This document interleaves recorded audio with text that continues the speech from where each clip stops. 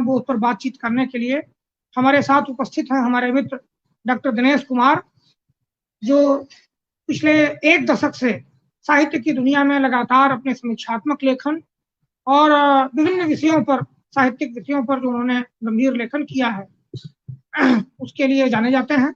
उनसे आप सब परिचित हैं। उन्होंने सामयिक सरस्वती नाम की पत्रिका, जिसके वो सहायक संपादक हैं, उसके रामचंद्र शुक्ल विशेषांक का संपादन किया है। अब वो पुस्तक रूप में भी उपलब्ध है और एक महत्वपूर्ण अंक है वो रामचंद्र शुक्ल पर, खास करके शुक्ल जी के जन्म शताब्दी के बाद जो अंक आए उनमें उसको महत्वपूर्ण अंक के रूप में गिना जाता है। हम लोगों ने, हमारी कोशिश रही है, हम लोगों की संकल्पना है कि इस मंच पर, इस श्रृंखला में हर पीढ़ी के आलोचक, हर पीढ़ी के विचारक, लेखक बातचीत के लिए यहाँ उपस्थित हों। हमारा अनुरोध स्वीकार किया, हमारा प्रस्ताव, निमंत्रण स्वीकार किया डॉक्टर दिनेश कुमार ने। इसके लिए मैं उनका आभारी हूँ। अपनी ओर से और इस मंच की ओर से और आप सब की ओर से उनका स्वागत करता हूँ। और विषय के बारे में और कुछ न कह के, विषय की केंद्रीय अवधारणा पर हमने बात की। हम जानते हैं कि एक व्याख्यान में शुक्ल जी के इन सभी विषयों पर, सभी पक्षों पर बातचीत नहीं हो सकती, लेकिन खास करके एक विषय जिस पर वो केंद्रित करेंगे कि शुक्ल जी की भारत संकल्पना क्या थी, उनका नवजागरण बोध क्या था। मैं उम्मीद करता हूं कि इस विषय पर थोड़ी विस्तार से बातचीत होगी। बाकी विषय फिर कभी बाकी विषयों के भी संकेत होंगे, लेकिन मौका मिलेगा तो हम लोग फिर कभी बात करेंगे। मैं हार्दिक स्वागत के साथ दिनेश जी का अभिनंदन करता हूं और उनसे अनुरोध करता हूं कि इस विषय पर अपनी बातचीत आरंभ करें। डॉक्टर दिनेश कुमार।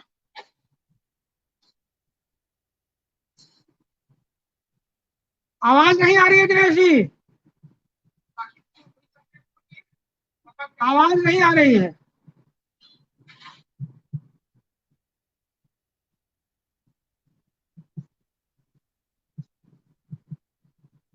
अभी भी नहीं आ रही है। माइक कहीं आपका म्यूट तो नहीं है?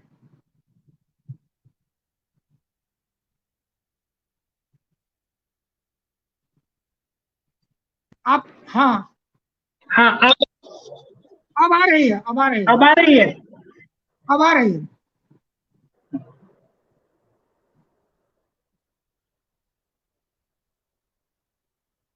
हाँ सर, आवाज आ रही है ना? अब ठीक आ रही है आवाज। हाँ ठीक आ रही है। हाँ, धन्यवाद डॉक्टर सूर्य नारायण सर और यह मुक्तिबोध साहित्यिक मंच जिसने मुझे रामचंद्र शुक्ल के नवजागरण बोध पर बोलने का यह अवसर उपलब्ध कराया है। इसके लिए मैं आपका शुक्रिया अदा करता हूं। दरअसल पिछले कई महीनों से जो स्थितियां बनी हैं उसमें मुक्तिबोध साहित्यिक मंच ने एक गंभीर हस्तक्षेप किया है और ऑनलाइन माध्यम की अगर गंभीरता देखनी हो व्याख्यानों की तो उसके लिए हम मुक्तिबोध साहित्यिक मंच के पिछले आयोजनों को देख सकते हैं। तो ऐसे मंच पर आपने मुझे आमंत्रित किया, इसके लिए मैं आपका एक बार पुनः शुक्रिया अदा करता हूं। दरअसल इस समय नवजागरण की चर्चा क्यों उठ रही है और जो यह सीरीज है कि भारत की खोज, इसकी तरफ भी हमारा ध्यान क्यों गया है। मैं जब यह बात सोच रहा था तो मुझे दिनकर याद आए और उनकी जो मशहूर पुस्तक है संस्कृति के 4 अध्याय, उसमें वे एक जगह जिक्र करते हैं हलाहल और अमृत का, और वो इस बात को रेखांकित करते हैं कि ये जो हलाहल और अमृत की लड़ाई है वह लगातार चलती रही है। और उसमें मध्यकाल का एक संदर्भ देकर उन्होंने लिखा है कि जो अकबर ने जिस रास्ते पर चलना प्रारंभ किया था और जिस सोच को आगे बढ़ाया था उसकी सर्वोत्तम अभिव्यक्ति हमें दारा सिकोह में देखने को मिलती है। लेकिन औरंगजेब ने दारा सिकोह को मार डाला। तो जिस दिन दारा सिकोह को मारा गया उस दिन हलाहल जीत गया और अमृत हार गया। और वह बताते हैं कि फिर अगली जो महत्वपूर्ण लड़ाई होती है अमृत और विष की या अमृत और हलाहल की, वो हमें देखने को मिलती है सीधे 20वीं शताब्दी में गांधी के इमरजेंस के बाद। और जब 1948 को गांधी की हत्या नाथूराम गोडसे द्वारा कर दी जाती है, तो एक बार फिर ऐसा प्रतीत हुआ कि हलाहल जीत गया और अमृत की हार हुई। दिनकर वहां तक रुक जाते हैं क्योंकि उनका समय वहीं तक है उस किताब में, थोड़ी सी बात आगे करके। लेकिन मैं समझता हूं कि यह लड़ाई आगे भी कंटिन्यू चलती रही, अमृत और हलाहल की। और एक और निर्णायक लड़ाई होती है इन दोनों के बीच, वो मुझे लगता है कि जब 1992 में बाबरी मस्जिद का विध्वंस होता है और वहां एक बार फिर लगने लगता है कि अंततः हलाहल की जीत होती है और अमृत की हार होती है। लेकिन इस पूरी प्रक्रिया में हमेशा इस हार के बावजूद अमृत की छोटी छोटी धाराएं बहती रहती हैं और फिर वो समाज की एकाएक मुख्य धारा बन जाती है। तो जो अभी की स्थितियां हैं, जो कि मैं उसे 1992 के घटना के बाद की ही परिस्थिति के रूप में देखता हूं, और उसमें एक टर्निंग पॉइंट गुजरात नरसंहार है। तो ये जो उसके बाद की परिस्थितियां निर्मित हुई है और आज जो हालात हैं, उसमें भी हमें बार बार लगता है कि शायद हलाहल जीत गया है और अमृत की हार हो गई है। लेकिन फिर से मुझे यही लगता है कि ये अमृत, जब भी लगता है कि अमृत की हार हो गई है, हम छोटी छोटी धाराओं को प्रवाहित करते रहते हैं। और कई बार मुझे यह एहसास होता है कि इस हलाहल के दौर में ये जो छोटे छोटे आयोजन हैं, मुक्तिबोध साहित्य मंच जैसे, ये ही अमृत की धाराएं बनकर एक दिन अमृत की मुख्य धारा हमारे सामने आएंगी। और एक और बात मुझे महसूस होता है कि जब गांधी की हत्या हुई थी तो उसको संभालने वाले नेहरू मौजूद थे, और कई बार यह सोचकर ही डर लगता है कि अगर नेहरू नहीं होते तब क्या होता। और लेकिन आज इस हलाहल के दौर में हमारे बीच कोई नेहरू मौजूद नहीं है। तो हम किसी बड़े महामानव की कल्पना न करें तो फिर मैं कहूंगा कि ये छोटे छोटे जो आयोजन हैं और ये जो छोटे छोटे मंच जो इस तरह के कार्यक्रम कर रहे हैं, यही छोटे छोटे नेहरू हैं। और मुझे लगता है कि डॉक्टर सूर्यनारायण जी जैसे लोग ही वो छोटे छोटे नेहरू के प्रतीक हैं, जो इस अमृत धारा को सूखने नहीं दे रहे हैं और उसे आगे बढ़ा रहे हैं। और इसमें निश्चित रूप से मुक्तिबोध साहित्यिक मंच की एक बड़ी भूमिका है। जैसा कि विषय स्पष्ट है कि रामचंद्र शुक्ल के नवजागरण बोध पर बोलना है, और रामचंद्र शुक्ल के इतने विविध पक्ष हैं कि समाहित करना सबको एक साथ बहुत मुश्किल है। लेकिन मेरी कोशिश रहेगी कि उनके बाकी पक्षों को छोड़ के, जैसा कि सूर्यनारायण जी ने कहा कि संकेत तो उसमें निहित होंगे ही, मैं बुनियादी रूप से यह फोकस करूं कि रामचंद्र शुक्ल का नवजागरण बोध क्या था और वो भारत को कैसे खोजते थे और भारत को वो कहाँ देखते थे। तो मैं नवजागरण के उस डिबेट में भी अभी पढ़ना नहीं चाहता कि उसके क्या कारण थे और वो नवजागरण है भी या नहीं है। लेकिन इतना तो जरूर है कि उस दौर में कुछ ऐसा घटित हुआ जिसे हम एक सही शब्द चाहे जो दें, लेकिन अभी हम उसे नवजागरण के रूप में मान लें। तो क्या मुख्य घटना थी, अगर हम इसको देखें, मैं कह रहा हूं कि उसके ब्रॉडर पर्सपेक्टिव को छोड़ते हुए, कि यह नवजागरण मूलतः यूरोप के भारतीयों से जो संपर्क होता है, यानी अंग्रेजों का आगमन होता है, उससे यह घटित होता है। अब इसमें एक दिलचस्प बात यह है कि हमें ध्यान रखना चाहिए कि जो भारतीय समाज है, या जो यहाँ के जो धर्म थे, यानी कि हिंदू धर्म और इस्लाम धर्म, वो और यूरोप से जो धर्म आया था वो था ईसाइयत था। तो ईसाइयत से हिंदू धर्म और इस्लाम का ये धार्मिक श्रेष्ठता का मामला नहीं था नवजागरण में, या इनके बीच कोई लड़ाई की बात नहीं थी, या जो लोग यूरोप से प्रभावित हो रहे थे वो इसलिए नहीं प्रभावित हो रहे थे कि ईसाइयत या ईसाई धर्म में कोई बहुत बड़ी बात थी जो इन धर्मों में नहीं थी। वो दरअसल प्रभावित इस बात से हो रहे थे कि हिंदू धर्म चाहे कितना भी महान हो और उसकी उपलब्धियां चाहे कितनी भी बड़ी हो, लेकिन हिंदू समाज ईसाई समाज के तुलना में कई दृष्टियों से बहुत पिछड़ा हुआ दिख रहा था। तो यह दरअसल धर्म की लड़ाई ना होकर यह दो समाजों के बीच की बात थी, और जो लोग प्रभावित हो रहे थे यूरोप से, वो ईसाइयत से प्रभावित ना होकर उस यूरोपीय समाज को देख रहे थे, समझ रहे थे और उससे प्रभावित हो रहे थे।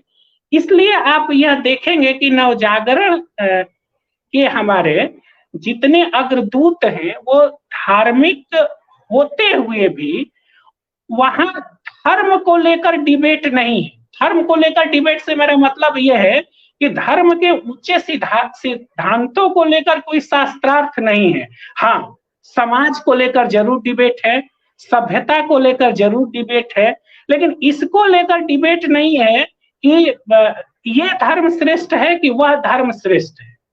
वहां समाज की चिंता है। तो एक बुनियादी जो सवाल उठा कि हिंदू धर्म श्रेष्ठ है, यानी कि धार्मिक उत्कृष्टता, और यह जो समाज बना वह इतना एक तरह से पतनशील क्यों हो गया, यानी कि हमारे धर्म इतने ऊंचे और हमारा समाज इतना निम्न कैसे रह गया। तो यह बुनियादी चीज थी उस नवजागरण में। ये धार्मिक श्रेष्ठता और सामाजिक निम्नता का ये जो विरोधाभास है, इसको हम लोग कैसे टैकल करें, या इस पर हम लोग कैसे ध्यान दें। और मुझे लगता है कि यही चिंता नवजागरण के मूल में थी। इसलिए आप देखेंगे कि नवजागरण के प्रारंभिक चरण में जो यूरोपीय जो हमारे यहाँ के जो अग्रदूत हैं, वह यूरोप का उस तरह से अंध विरोध की जगह उस संस्कृति से या उसके जो विज्ञानवाद है, बुद्धिवाद से अपने यहाँ सामंजस्य बैठाने की कोशिश करते हैं। और इस सामंजस्य में ही वो ये खोज करने निकलते हैं कि यह जो श्रेष्ठता का दावा है और वह समाज में नहीं दिख रहा है, तो क्या वह कहीं हमारा वह समाज तो खो नहीं गया जिसकी चर्चा हम किताबों में पढ़ते हैं और करते हैं। क्या वही समाज यह वर्तमान में मौजूद है? इसकी चिंता हमारे नवजागरण के अग्रदूतों को थी, और इसी से वो एक नए भारत की खोज के लिए तत्पर, क्योंकि वह नया भारत क्योंकि वो यह देख रहे थे कि जब तक हम इस नए भारत को नहीं खोजेंगे, तब तक हम अपने राष्ट्र को यूरोपीय राष्ट्र के मुकाबले उन बुलंदियों तक नहीं पहुंचा सकते हैं, क्योंकि हमारा भारत कहीं हो गया है। इसलिए आप एक और चीज ध्यान रखेंगे कि हमारा जो नवजागरण था वह मूलतः धार्मिक और सांस्कृतिक था, जिसके केंद्र में तत्कालीन समाज था।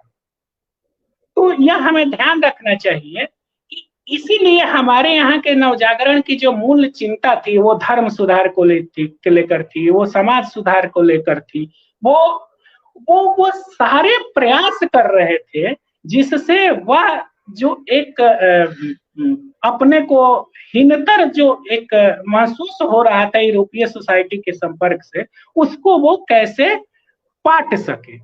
लेकिन इसका जो मूल स्वर था वह धार्मिक और सांस्कृतिक था और उसके केंद्र में हमारा समाज था।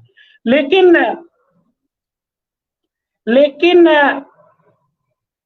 धीरे धीरे यह राजनीतिक हुआ, यानी पूरा का पूरा जो हमारा नवजागरण का शुरुआती दौर है वह राजनीतिक नहीं था, वह धीरे धीरे राजनीतिक होता है। यानी एक चीज समझ लेना आवश्यक है कि जो हमारा राष्ट्रीय आंदोलन है, या यूं कहें कि जो हमारी राजनीतिक राष्ट्रीयता है, वह नवजागरण के गर्भ से पैदा हुई है। यानी कि नवजागरण के गर्भ से ही हमारा उपनिवेशवाद विरोधी संघर्ष पैदा हुआ है। इसलिए अगर नवजागरण की मूल चेतना धार्मिक और सांस्कृतिक है तो उससे पैदा हुई राजनीति की चेतना भी धार्मिक और सांस्कृतिक होगी ही। इस बात को हमें ध्यान रखना चाहिए। मैं यह नहीं कह रहा हूं कि यह उचित है या गलत है, हम थोड़ा समझने की कोशिश करेंगे कि उसके बाद जो हमारी मूल चेतना है राष्ट्रीय आंदोलन के दौरान भी, वो माने सांस्कृतिक क्यों है, वह उस अर्थों में विशुद्ध राजनीतिक क्यों नहीं। उसका एक बड़ा कारण जो मुझे लगता है, क्योंकि इसका जन्म ही उस नवजागरण के गर्भ से हुआ है जिसकी मूल चेतना धार्मिक और सांस्कृतिक है। तो जो उसके गर्भ से पैदा हुई राजनीति अपने जड़ों से मुक्त हो ही नहीं सकती है। तो उस राजनीति से अगर हम यह उम्मीद करते हैं कि वह अपने धार्मिक सांस्कृतिक पहलुओं को छोड़कर आज के संदर्भ में बिल्कुल सेकुलर हो जाए, तो हमें लगता है कि हम उससे एक बेमानी उम्मीद कर रहे हैं, क्योंकि वह संभव ही नहीं। क्योंकि मैं फिर स्पष्ट कर रहा हूं कि हमारे यहाँ जो राजनीतिक राष्ट्रीयता का उदय है वो हमारे सांस्कृतिक नवजागरण के गर्भ से उसका उदय हुआ है। लेकिन यह जो सांस्कृतिक धार्मिक आंदोलन है, ये राजनीतिक आंदोलन में धीरे धीरे कन्वर्ट होता है। और इसके सबसे मैं कहता हूं कि बड़े मिसाल ये बाल गंगाधर तिलक है, और उनसे भी आगे आप देखेंगे कि महात्मा गांधी है। कई बार मुझे ये लगता है कि महात्मा गांधी के बारे में कि अगर हमारे नवजागरण के जितने अग्रदूत हैं, राजा राम मोहन राय से लेकर दयानंद से लेकर विवेकानंद, आगे भी रनाडे से लेकर, सबको अगर एक साथ मिला दिया जाए और फिर कोई एक सामूहिक व्यक्तित्व बनता है, तो मुझे लगता है कि वह गांधी के रूप में हमारे सामने आता है। यानी कि हमारे पूरे नवजागरण के दौर के सारे व्यक्तित्वों को एक साथ समाहित करके कोई एक व्यक्तित्व बनाना हो तो वह गांधी के रूप में हमें दिखाई देता है। इसी क्रम में मैं एक और बात कहना चाह रहा हूं कि जैसे हमारे नवजागरण के समूचे अग्रदूतों को एक व्यक्तित्व में समाहित करने पर गांधी का निर्माण होता है, उसी तरह हमारे आधुनिक काल के सारे साहित्यिक अग्रदूतों, भारतेंदु हो, बालकृष्ण भट्ट हो, बालमुकुंद गुप्त हो, महावीर प्रसाद द्विवेदी हो, मैथिली शरण गुप्त हो, ये जितने हमारे बड़े आइकन हैं, इन सबको एक साथ अगर हम मिला दें तो वह व्यक्तित्व रामचंद्र शुक्ल का बनता है। वह इनसे पार भी जाते हैं, लेकिन रामचंद्र शुक्ल में इन पूरे साहित्यकारों की एक मूल ध्वनि हमको सुनाई देती है। और यह अनायास नहीं है कि या मैं यूं कहूंगा कि बहुत सही रेखांकित किया कि मलयज ने रामचंद्र शुक्ल को इतिहास पुरुष कहा है। तो वो एक सिर्फ सामान्य साहित्यिक व्यक्तित्व नहीं थी, वह अब तक की पूरी साहित्यिक विरासत को जहां अभिव्यक्ति पाती थी, वह व्यक्तित्व रामचंद्र शुक्ल का था। तो जब हम रामचंद्र शुक्ल का मूल्यांकन करते हैं या रामचंद्र शुक्ल के नवजागरण वाले पक्ष पर बात करते हैं, तो यह हमें सावधानी बरतनी चाहिए और यह मानकर चलना चाहिए, जो मेरी समझ बनी है, कि रामचंद्र शुक्ल नवजागरण के गर्भ से पैदा हुए उपनिवेशवाद विरोधी संघर्ष की अभिव्यक्ति है। यानी आप न तो नवजागरण को भूल सकते हैं शुक्ल जी के संदर्भ में, और न उपनिवेशवाद विरोधी संघर्ष को भूल सकते हैं। तो नवजागरण की सामाजिक, सांस्कृतिक और धार्मिक पृष्ठभूमि और उपनिवेशवाद विरोधी संघर्ष की राजनीतिक पृष्ठभूमि, इन दोनों के मेल से और इन दोनों का प्रभाव रामचंद्र शुक्ल पर हम देख सकते हैं। यानी कि जब भी हम रामचंद्र शुक्ल पर बात करें तो इन दो अनिवार्य संदर्भों, नवजागरण और उपनिवेशवाद विरोधी संघर्ष, इन दोनों को हम ना भूलें, या ये कहना ज्यादा ठीक होगा कि इन दोनों से काट कर रामचंद्र शुक्ल पर बात करना ठीक नहीं होगा। दूसरी बात जो इस संदर्भ में महत्वपूर्ण है वो यह है कि रामचंद्र शुक्ल पर हम जब बात करें तो वह उनके साहित्यिक मोर्चे पर बात करें, क्योंकि रामचंद्र शुक्ल अंततः साहित्यकार हैं और वह अपनी जो बड़ी लड़ाई है वह साहित्य के मोर्चे पर लड़ रहे थे। ठीक है कि उनके और विषयों पर विचार है, लेकिन उनके सामने साहित्य का भी एक बृहत्तर दायित्व था। तो उस मोर्चे पर अगर हम रामचंद्र शुक्ल की बात करेंगे तब कुछ सामान्य निष्कर्षों पर पहुंच सकते हैं, नहीं तो थोड़ी मुश्किल होगी, क्योंकि उनके किसी विचार को लेकर कोई उन्हें कुछ सिद्ध कर सकता है और फिर उन्हीं विचारों को लेकर कोई उन्हें दूसरे तरह का व्यक्ति सिद्ध कर सकता है। और यह चीज हुई भी है, आप लोग को सबको मालूम ही होगा, जो रामविलास शर्मा की किताब है रामचंद्र शुक्ल और हिंदी आलोचना, उसमें जो बाद में उन्होंने एक लेख लंबा जोड़ा है सफाई देते हुए, और वो बहुत दिलचस्प लेख है, और उसमें उसका शीर्षक ही उन्होंने दिया है कि रामचंद्र शुक्ल का पुनर्मूल्यांकन और वामपंथी अवसरवाद। तो और वो भी मैं उस लेख पर अभी विस्तार से नहीं जाना चाहता हूं, उस पर कभी प्रसंगवश चर्चा होगी। और एक और बात हमें ध्यान रखनी चाहिए शुक्ल जी पर बात करते हुए, कि शुक्ल जी को उनके पास जाकर हमें समझना चाहिए। यानी शुक्ल जी जो हैं उसको हमें समझना चाहिए।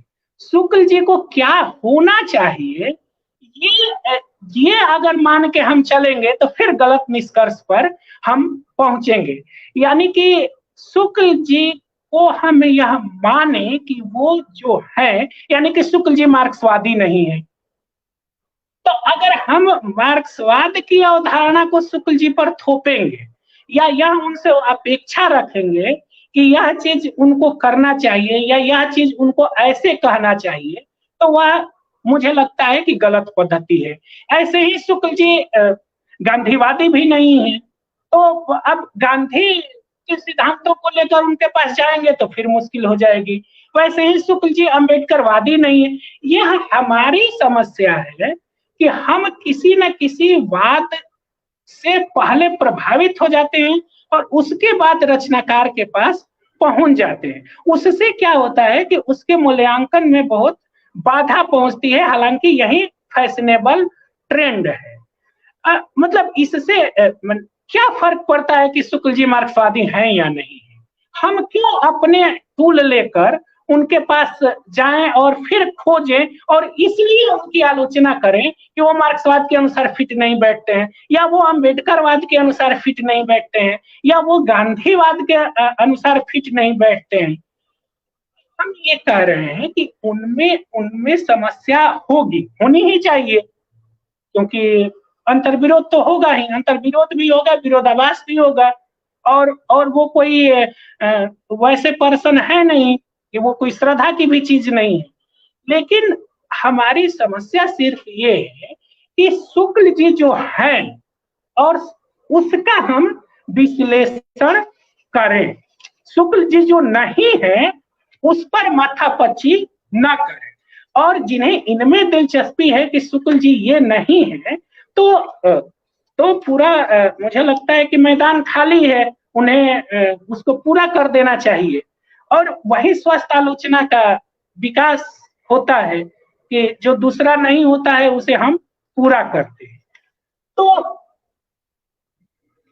मुझे ये लगता है कि शुक्ल जी साहित्यिक मोर्चे पर, जैसे हर मोर्चे पर व्यक्ति अलग अलग लड़ता है, तो एक जो समस्या यह भी है कि मैं ये कहना चाहता हूं कि शुक्ल जी से आप वह सवाल मत पूछिए जो सवाल गांधी से आप पूछते हैं। शुक्ल जी से आप वह सवाल मत पूछिए जो नेहरू से पूछते हैं। शुक्ल जी से आप वह सवाल मत पूछिए जो अम्बेडकर से पूछते हैं, वो उसका जवाब देंगे। शुक्ल जी से आप जिस मोर्चे पर वो सक्रिय है और जो उनका सबसे बेहतर क्षेत्र है वहां जाके सवाल कीजिए और फिर देखिए कि शुक्ल जी उसका जवाब देते हैं कि नहीं, शुक्ल जी वहां क्या है, शुक्ल जी में नवजागरण की चेतना है कि नहीं, शुक्ल जी जिस भारत को खोज रहे हैं क्या वह एक सांप्रदायिक भारत है, क्या वह एक रूढ़िवादी भारत है।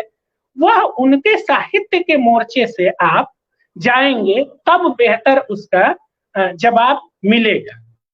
और नहीं तो फिर आपके पास अगर एक ही सवाल है और उस सवाल को आप नेहरू से भी पूछ लेना चाहते हैं, गांधी से भी पूछ लेना चाहते हैं और वही सवाल आप शुक्ल जी से भी पूछ लेना चाहते हैं, तो मुझे लगता है कि यह शुक्ल जी के साथ ज्यादती होगी। अब जो ये पूरी स्वाधीनता की लड़ाई चल रही थी, इसमें मुझे लगता है कि शुक्ल जी की भी लड़ाई कोई कम बड़ी लड़ाई नहीं थी।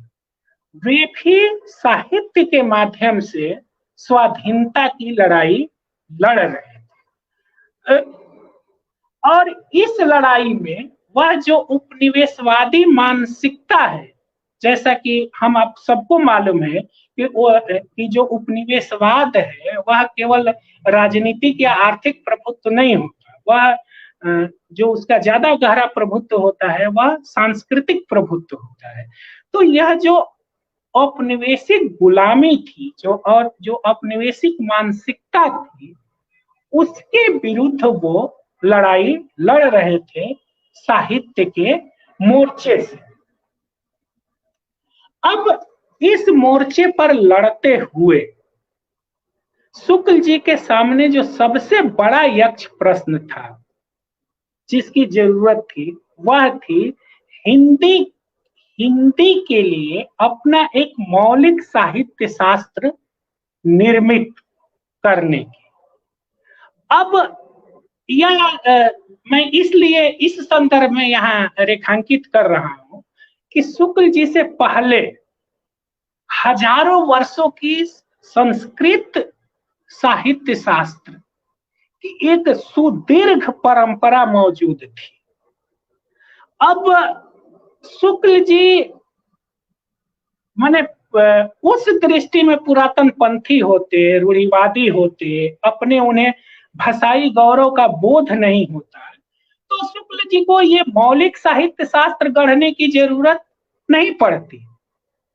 वो कहते कि हमें इसी से काम चला लेना चाहिए, क्योंकि संस्कृत और ये लॉजिक चलता, जैसा कि आज कुछ लोग जो दकियानु सोच वाले हैं वो देते हैं कि संस्कृत और हिंदी में कोई बहुत भेद नहीं है और संस्कृत से हिंदी निकली है। लेकिन शुक्ल जी जब मौलिक साहित्य शास्त्र अपना निर्मित कर रहे हैं हिंदी का, कि हमारे हिंदी जाति के पास जो इतना विशाल हिंदी समुदाय है, उसके पास एक अपना साहित्य शास्त्र होना चाहिए, और इस प्रक्रिया में वो हजार वर्षों के संस्कृत साहित्य शास्त्र से और दूसरी तरफ उतनी ही पुरानी जो पाश्चात्य साहित्य शास्त्र है, उन दोनों से कड़ी टक्कर लेते हैं और जहां संस्कृत का सहयोग लेते हैं वहां बिल्कुल वो बदल कर रख देते हैं। इसलिए आप ध्यान रखिए, जब शुक्ल जी रस की अवधारणा को लेते हैं तो शुक्ल जी रस को हिंदी में लाकर क्या व्याख्यायित करते हैं? शुक्ल जी कहते हैं कि लोक हृदय में लीन होने की दशा रस दशा है। पूरे उसको पलट देते हैं, पूरे जो संस्कृत की जो पुरानी परंपरा है। तो वह एक तरफ, मैं फिर इसको रेखांकित करना चाहता हूं कि वहां अंग्रेजियत या पाश्चात्य साहित्य शास्त्र से लड़ रहे हैं, दूसरी तरफ अपने संस्कृत साहित्य शास्त्र से भी लड़ रहे हैं, और इन दोनों के बीच से अपना हिंदी का मार्ग विकसित कर रहे हैं। इसलिए आप देखेंगे कि शुक्ल जी की यहाँ जो अधिकांश शब्दावली है, सबसे ज्यादा जो साहित्यिक टर्मोलॉजी आई है अपनी मौलिक, वह हमें शुक्ल जी के यहाँ दिखाई देती है, वो कहीं से उधार नहीं लेते। इस नवजागरण के संदर्भ में दूसरी जो महत्वपूर्ण बात है जो हमें ध्यान देना चाहिए कि शुक्ल जी पूरे भक्ति काल को एक तरह से रीडिस्कवर करते हैं, यानी कि पूरा भक्ति साहित्य को शुक्ल जी एक नए तरीके से हमारे सामने रखते हैं, और शुक्ल जी के मूल्यांकन के बाद भक्ति साहित्य वही नहीं रह जाता जो उसके पहले था। अब एक यहाँ एक बड़ी घटना मैं कहता हूं कि घटित हो रही है, जिसको रेखांकित करना चाहिए कि पहली बार शुक्ल जी पूरे रिलीजियस टेक्स्ट को, यानी उस धार्मिक टेक्स्ट को लिटरेरी टेक्स्ट में कन्वर्ट कर दे रहे हैं। ये शुक्ल जी का बहुत बड़ा कंट्रीब्यूशन है कि वह रिलीजियस टेक्स्ट को लिटरेरी टेक्स्ट में कन्वर्ट कर रहे हैं। और आप ये ध्यान रखिए कि जैसे ही कोई रिलीजियस टेक्स्ट लिटरेरी टेक्स्ट बनता है, यानी कि धार्मिक पाठ जैसे ही कोई साहित्यिक पाठ बनता है, उसके सेकुलर होने की शुरुआत हो जाती है। कोई भी जो टेक्स्ट है जिसका समाज में जिसकी इतनी व्याप्ति हो, वो धार्मिक अगर रहेगा तो वो बहुत खतरनाक काम करेगा। लेकिन जैसे ही आप उसे लिटरेरी टेक्स्ट बना देते हैं, और उसकी धार्मिक व्याख्या न करके साहित्यिक व्याख्या कर देते हैं, तो आप उसके सेकुलर पाठ की संभावनाओं के द्वार खोल देते हैं। इसलिए आप देखेंगे कि भक्ति काल की जितनी सेकुलर व्याख्या हुई है आगे चलकर, उस पूरे का श्रेय रामचंद्र शुक्ल को है। अगर रामचंद्र शुक्ल भक्ति लिटरेचर को इस रूप में इंट्रोड्यूस नहीं करते तो उसका यह सेकुलर पाठ आगे संभव नहीं होता। अगर रामचंद्र शुक्ल, मैं वो विजयदेव नारायण शाही की असहमति है, लेकिन जब वो भारतीय धर्मनिरपेक्षता की खोज करते हुए जब जायसी के पास जाते हैं, क्या यह संभव था कि रामचंद्र शुक्ल अगर जायसी को उस रूप में डिस्कवर नहीं किए होते तो विजयदेव नारायण शाही जायसी को इस रूप में हमारे सामने प्रस्तुत कर पाते? कम से कम मुझे नहीं लगता। यानी कि वह जो पूरा का पूरा भक्ति साहित्य था, जो समाज, इससे तो कोई इनकार नहीं कर सकता कि भक्ति साहित्य की हमारे समाज में बहुत व्याप्ति थी, वो घर घर में था। तो अब उस भक्ति साहित्य को मैक्सिमम क्या किया जा सकता था? मैक्सिमम उसकी सामाजिक व्याख्या ही की जा सकती थी, जो रामचंद्र शुक्ल ने किया, और उसे एक लिटरेरी टेक्स्ट बने। अब यह शायद इसको मैं और स्पष्ट कर दूं कि कैसे कोई धार्मिक साहित्य जब साहित्य के रूप में हमारे सामने आता है तो उसकी सेकुलर होने की शुरुआत हो जाती है, क्योंकि हिंदी का कोई भी विद्यार्थी रामचरितमानस अगर पढ़ता है तो वो किसी मोक्ष के लिए नहीं पढ़ता है, या वह राम को भगवान मानकर नहीं पढ़ता है। वह इस माने पूजा अर्चना और श्रद्धा के भाव से उसे वो नहीं देखता, उसका वह पोस्टमार्टम करता है और उसको एक बिल्कुल अलग अर्थ में ले जाता है। तो यह भी हमें रामचंद्र शुक्ल के संदर्भ में समझने की जरूरत है। एक तीसरी जो बड़ी बात है रामचंद्र शुक्ल के यहाँ, वह यह है जिसकी ओर हमें ध्यान देना चाहिए कि वे भावों की सामाजिक व्याख्या करते हैं, और वह उनका एक क्रांतिकारी योगदान है सोचने समझने के लिए।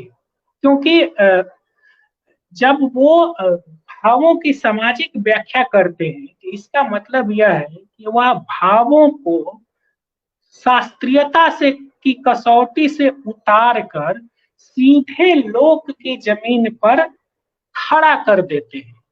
यानी कि अब भाव जो है वो शास्त्र की बपौती नहीं रहे, वह उसे बिल्कुल अपने जनता के बीच उसको कर्म से जोड़ते हुए वो व्याख्यायित करते। और इसमें आप देखेंगे कि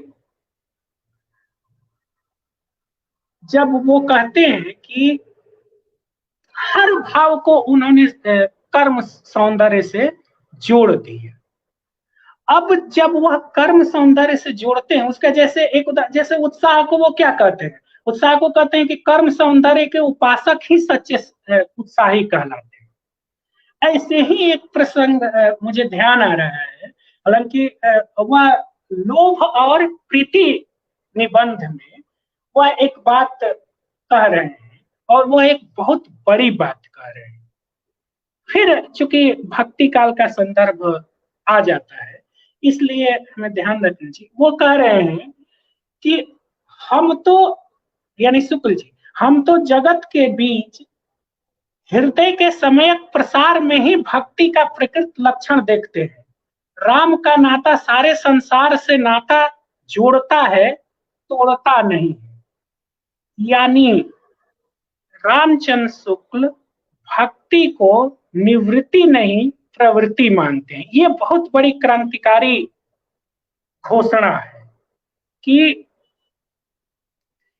भक्ति निवृत्ति नहीं, ये भक्ति निवृत्ति नहीं प्रवृत्ति है। और ये नवजागरण काल में ये एक बड़ा मुद्दा बना था कि भारतीयों को कैसे निवृत्ति की ओर ले जाया जाए, यानी कि कर्म क्षेत्र की ओर उन्हें कैसे ले जाया जाए, यह बड़ा मुद्दा बना था। रामचंद्र शुक्ल जैसा व्यक्ति आकर यह समझाता है कि भक्ति जो है देश दुनिया से पलायन नहीं है, भक्ति देश दुनिया में रहकर अपने कर्तव्यों से का निर्वाह करना है। और यह जो स्थिति थी निवृत्ति और प्रवृत्ति का, इसमें मैं एक और बात ध्यान दिलाना चाहता हूँ कि शायद इसीलिए भारत में विवेकानंद जो भी ज्ञान देते हैं वो उनका जोर पूरा का पूरा जो है वो निवृत्ति पर है। और वहीं विवेकानंद जब पश्चिम जाते हैं, यूरोप में जाते हैं, तो उनका जो पूरा का पूरा जोर है वो निवृत्ति पर है। यानी कि भारतीयों को प्रवृत्ति मार्ग की ओर जाना है, निवृत्ति की ओर नहीं, और ये उनकी कमजोरी थी। तो आप देखिए कि रामचंद्र शुक्ल पूरे भक्ति लिटरेचर की कहीं भी धार्मिक व्याख्या नहीं करते, उसे वह समाज में कर्म से और उसे जागरण से वो जोड़ रहे हैं। ऐसे ही कितना दिलचस्प है कि वो जो जैसा मैं कह रहा था कि शास्त्रीयता से पूरे उतार देते हैं। क्रोध, हम लोग सोच भी नहीं सकते थे कि क्रोध अच्छा भी हो सकता है। ये पहली बार रामचंद्र शुक्ल ने समझाया कि क्रोध के दो रूप होते हैं, यानी कि क्रोध के प्रेरक दो प्रकार के दुख होते हैं, अपना दुख और पराया दुख। जिस क्रोध के त्याग का उपदेश दिया जाता है वह पहले प्रकार के दुख से उत्पन्न क्रोध है। दूसरे दुख पर उत्पन्न क्रोध बुराई की हद से बाहर माना जाता है। यानी कि अपना दुख अगर हो और उससे क्रोध उत्पन्न हो रहा है तो जाहिर से उस दुख की कोई सामाजिक भूमिका नहीं होगी, लेकिन दूसरे के दुख से अगर आपके भीतर क्रोध उत्पन्न हो रहा है तो शुक्ल जी उसे कहते हैं कि यह बहुत ही सुंदर और मनोरम है। एक चौथी जो बात है जिसे हमें समझने की जरूरत है शुक्ल जी के संदर्भ में, जो कि उस पर सीधे सीधे हम कहेंगे कि नवजागरण और हमारे राष्ट्रीय आंदोलन की छाप है, वो उनके यहाँ भारतीयता और गैर भारतीयता का सवाल प्रमुखता से उठता है। और चूंकि हमारे जो नवजागरण है उसके भी केंद्र में इस बात की चर्चा है कि क्या बाहरी है और क्या हमारा है, तो शुक्ल जी भी उससे बच नहीं पाते। इसलिए आप देखेंगे कि जब वो छायावाद की आलोचना करते हैं, छायावाद के रहस्यवाद का, तो वो कहते हैं कि यह बाहरी है, यानी बाहर से आया हुआ, और छायावाद के ही रहस्यवाद का नहीं, भक्ति कविता की भी जो रहस्यवाद की उनकी व्याख्या है उसमें भी वो उसे बाहर से आया हुआ जोड़ते। तो रामचंद्र शुक्ल के यहाँ जो ये भारतीयता और गैर भारतीयता का सवाल है, इसका सीधा सीधा संबंध हम अपने नवजागरण और राष्ट्रीय आंदोलन से जोड़ सकते हैं, क्योंकि अगर ये परिदृश्य नहीं होता तो शायद वो कोई दूसरी तर्क पद्धति लाते, या स्वदेशी और विदेशी का जो तर्क पद्धति उन्होंने चुना है इससे वे परहेज करते।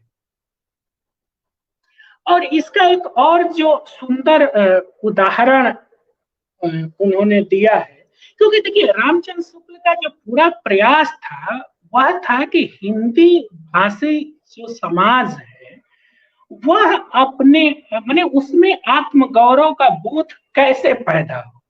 और मैं फिर कह रहा हूं कि ये काम वो साहित्यिक मोर्चे पर कर रहे थे, इसलिए वो साहित्य के संदर्भ में ही आत्मगौरव को जागृत कर सकते थे।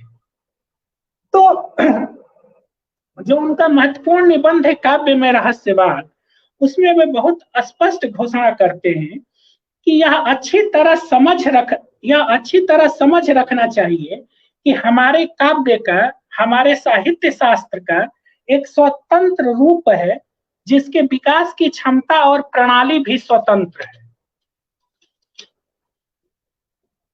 उसकी आत्मा की, उसकी छिपी हुई भीतरी प्रकृति को पहले जब सूक्ष्मता से पहचान लेंगे तभी दूसरे देशों के साहित्य के स्वतंत्र पर्यालोचन द्वारा अपने साहित्य का उत्तरोत्तर विकास का विधान कर सकेंगे। हमें ये बहुत गौर करने लायक बात है, यह बहुत गौर करने लायक बात है कि हमें अपनी दृष्टि से दूसरे देशों के साहित्य को देखना होगा, दूसरे देशों की दृष्टि से अपने साहित्य को नहीं।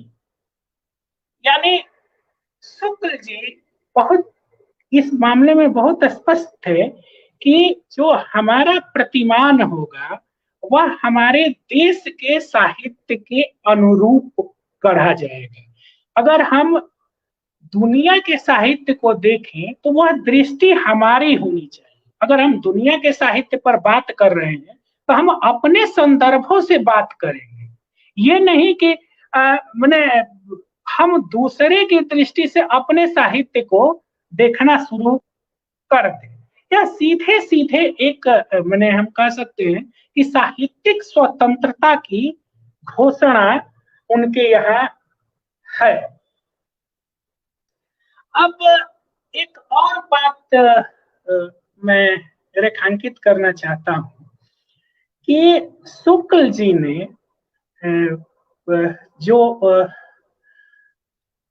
वो देख रहे थे कि भारत कैसे बनेगा, कैसे निर्मित होगा और उसके लिए क्या जरूरतें हैं और साहित्य किस संदर्भों में उस निर्माण में मदद करेगा, तो उन्होंने एक और काम किया।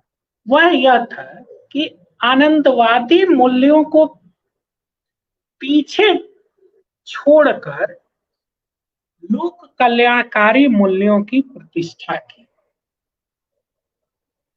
ये भी एक बड़ा कंट्रीब्यूशन है शुक्ल जी का कि उन्होंने, चूंकि अब तक के जो पूरे मूल्य थे साहित्य के वो आनंदवादी मूल्य ही थे, शुक्ल जी उस पूरे राष्ट्रीय आंदोलन के परिदृश्य में उन मूल्यों को थोड़ा सा पीछे खसकाते हैं, उसको छोड़ते नहीं, उसके ऊपर वे लोक कल्याणकारी मूल्यों की प्रतिष्ठा करते हैं। इसलिए आप ध्यान रखिए कि जब शुक्ल जी ने लोक मंगल का सिद्धांत दिया तो ऐसा नहीं है कि उन्हें आनंदवाद से बहुत तीखा विरोध हो या आनंद उनके लिए बिल्कुल त्याज्य है। जोर बस उनका आनंद से पहले प्रयत्न पर है।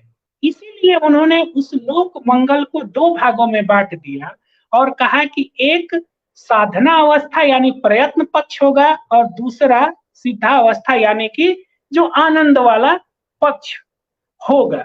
तो वो जो उस समय की जरूरत थी उसके अनुसार अपने प्रतिमान निर्मित कर रहे थे और उस समय की जरूरत ये थी कि जो एक पूरे भारतीय मानस में जो नैराश्य का भाव था, जो एक संकीर्णता बढ़ रही थी, जो कर्म क्षेत्र से जो विरत होने का भाव था, उसको वो तोड़ना चाह रहे थे और उस तोड़ने की प्रक्रिया में ही वो आनंदवाद को थोड़ा सा पीछे खसकाते हैं और लोक कल्याणकारी मूल्यों को वो आगे रखते हैं।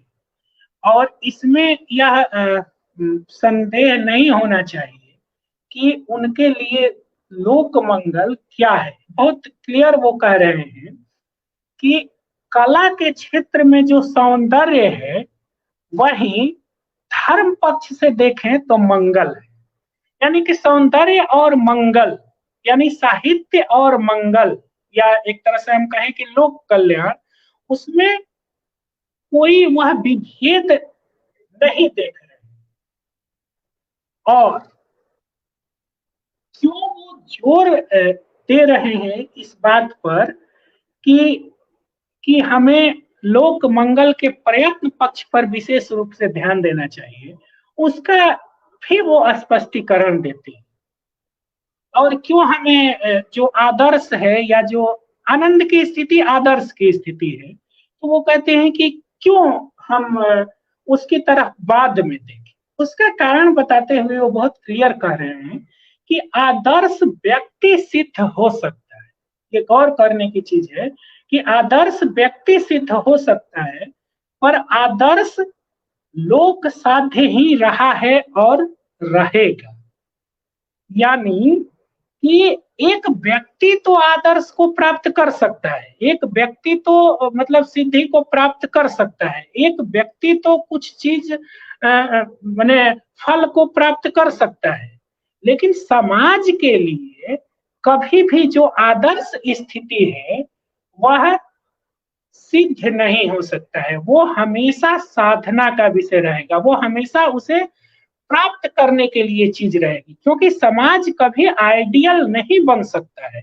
व्यक्ति भले आइडियल बन जाए, तो एक व्यक्ति आइडियल बन सकता है, लेकिन पूरा समाज आइडियल बन नहीं सकता है। वो समाज के लिए तो वो आदर्श हमेशा साध्य रहेगा, इसलिए वह उस साध्य को प्राप्त करने पर जोर देते हैं।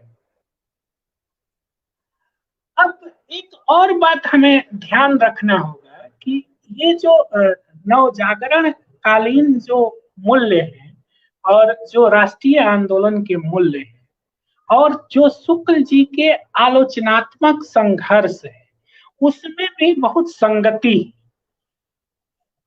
कलावाद, रहस्यवाद, अध्यात्मवाद, इन जो सारी चीजों का रामचंद्र शुक्ल विरोध कर रहे हैं, इसका सीधा सीधा रिश्ता उस दौर के हमारे राष्ट्रीय आंदोलन में छिपे हुए हैं। यानी कि रामचंद्र शुक्ल का रीतिवाद विरोधी संघर्ष, रामचंद्र शुक्ल का कलावाद विरोधी संघर्ष, रामचंद्र शुक्ल का अध्यात्म विरोधी संघर्ष कहीं से भी हमारे राष्ट्रीय आंदोलन से पृथक कोई संघर्ष नहीं है। बस मैं फिर कह रहा हूं कि कोई राजनीतिक मोर्चे पर संघर्ष कर रहा है, कोई साहित्यिक मोर्चे पर संघर्ष कर रहा है, एक ही लक्ष्य की ओर बढ़ने के ये सारे प्रयास हैं। और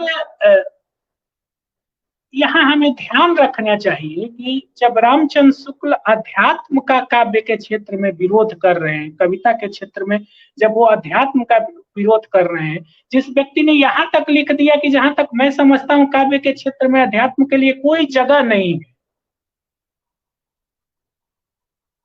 यहाँ हमें इन बातों पर गौर नहीं करना चाहिए शुक्ल जी को कुछ भी साबित करने से पहले। और जब वो छायावाद के रहस्यवाद का विरोध कर रहे हैं और जब उसका उत्तर खास तौर से जयशंकर प्रसाद के द्वारा दिया जाता है और लोगों के द्वारा दिया जाता है और उसमें वेद और उपनिषदों का जिक्र होता है, वही रामचंद्र शुक्ल पूरी ताकत के साथ आते हैं और कहते हैं कि वेद, उपनिषद और पुराण ये काव्य नहीं है और इन्हें काव्य की श्रेणी में मैं नहीं मानता।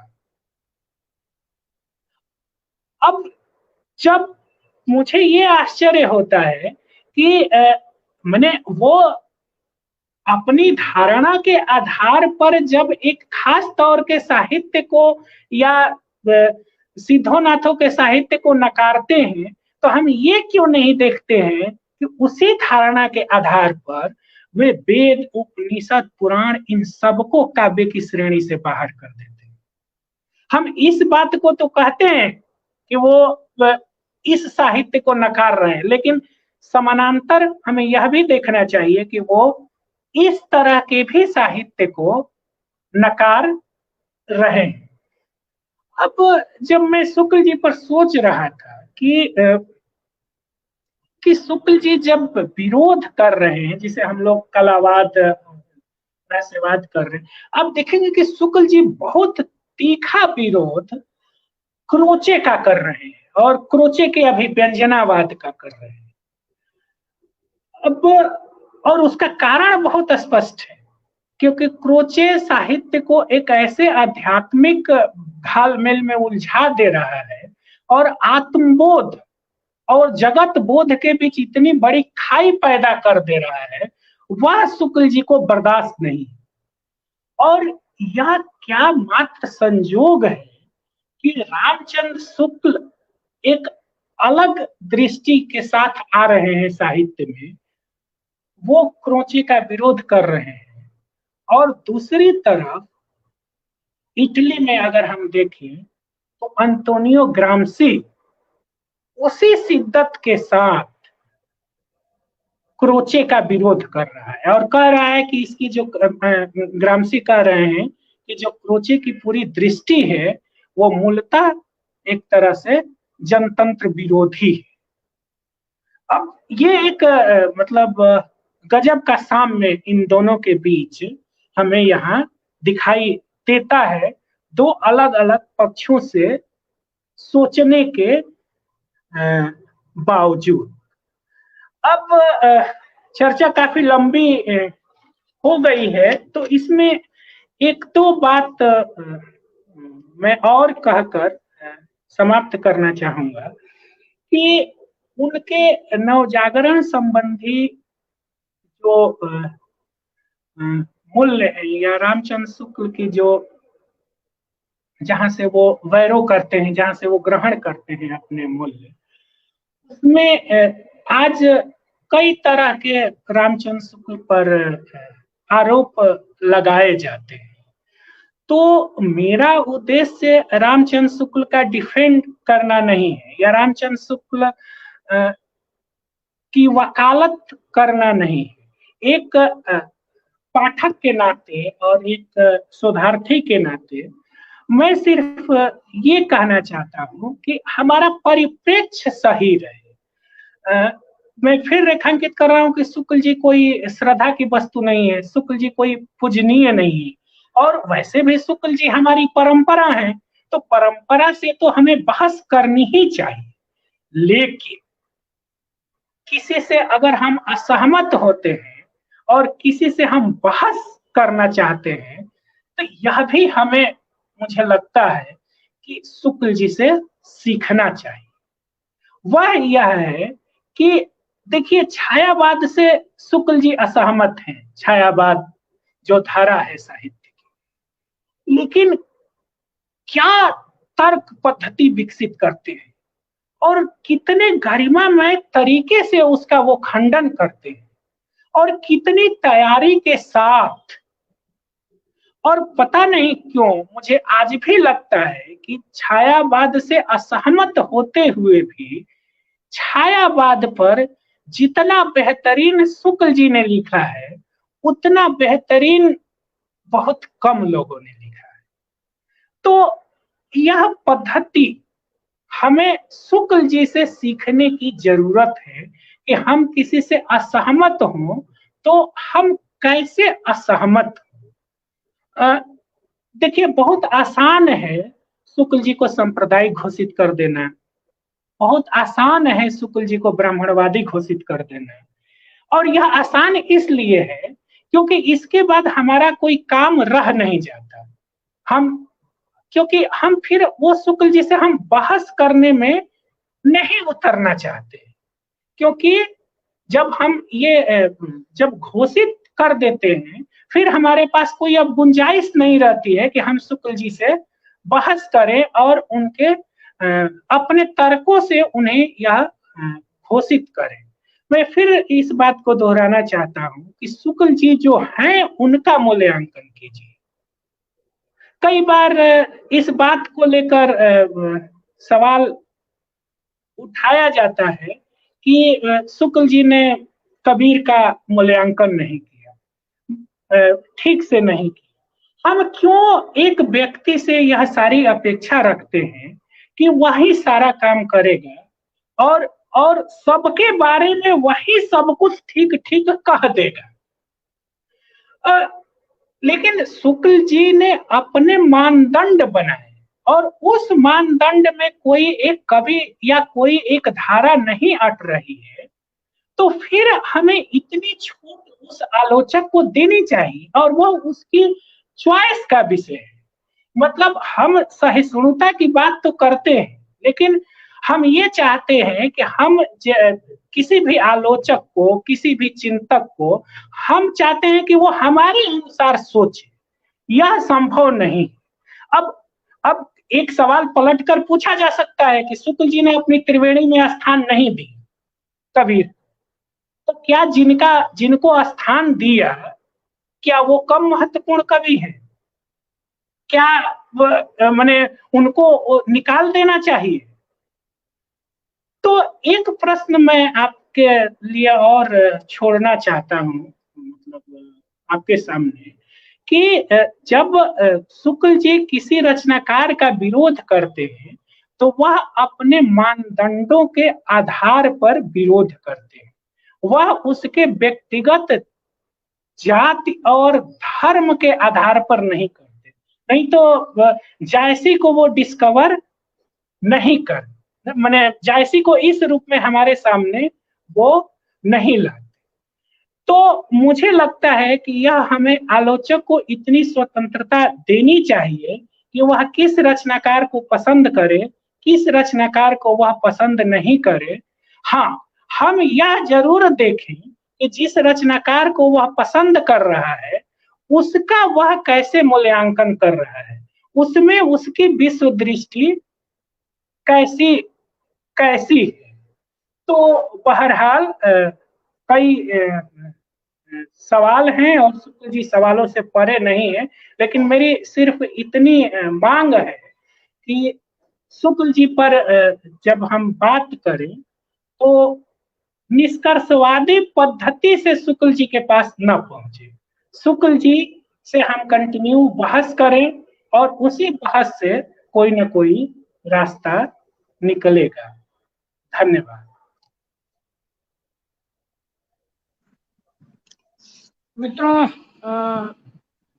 यह व्याख्यान जो डॉक्टर दिनेश जी ने हम लोगों के साथ बातचीत की, हमने देखा कि शुक्ल जी के साथ संवाद पर उनका बल है। कोई भी प्रश्न से और बहस से और असहमत से परे नहीं है, शुक्ल जी भी नहीं है।